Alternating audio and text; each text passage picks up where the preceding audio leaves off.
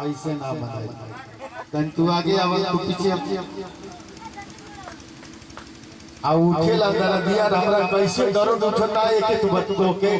अपने डांस के माध्यम से के दिखावे के पड़ी कैसे अरे उठे लगा दिया रे हम अवे ना उठो ए तू की जगह देख ले पात्रला ना अरे उठे लगा दिया रे हम अब वही ना बना कने बढ़िया से अरे उठे लगा दिया रे हम लॉकडाउन से मूर्छा लगा के तू आओ देखी तोहार मूर्छा छूटल है कि सही है हम माधव के बार बार धन्यवाद देता रे माधव बाबू के पर्सनल बात है ना ना देखी माधव के ना मूर्छा छोड़ले अरे उठे लगा दिया रे हम अब भाई ना सही तो नहीं आ गया अरे उठे लगा दिया रे हम ऐसे ना काम बनी तन ही नहीं आवा तन है गोड़ फैलाओ छाछ पर आवा ये जगह देखो ए दुखी जगह ही नहीं देखो आई तन और फैलाओ हवो गोड़वा आदत कई के पड़ा जब गोड़ फैले हो तब काम बढ़िया से होई जान नहीं आवा और माने तू सही हो एकदम सही फैले हो लेकिन ऐसे दूरे हो बहुत सुना तो यार छोड़ देवर है ये नहीं आवा सटा अरे पगली चमड़ा का जूता है भाई अब न और गोड़ ना छुआ यो में कोने लागला हां अकरिया पे हाथ धर है सी तो दोनों हाथ धर अरे उठला तो रोटी और हम अरे उठला तो पूरा कर लो घुमाओ तो हे पकड़ का रिया पे हाथ अरे उठला तो एवरेज तू देखिए तो ऐसा अच्छी है कि सही घुमा तक ना आ जहां गड़बड़ रही ढोलक बंद कर दिया चाचा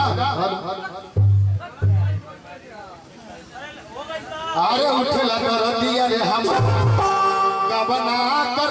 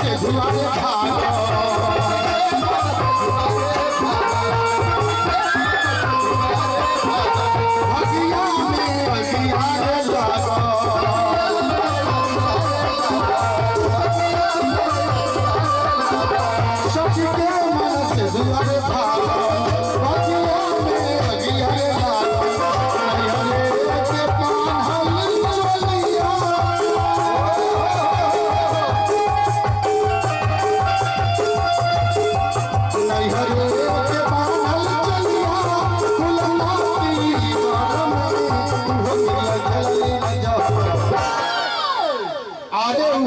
गुड़िया खेलनी ना जो होला लोहा बाग में उहो गुड़िया खेलनी ना जब। कैसे भैया बना के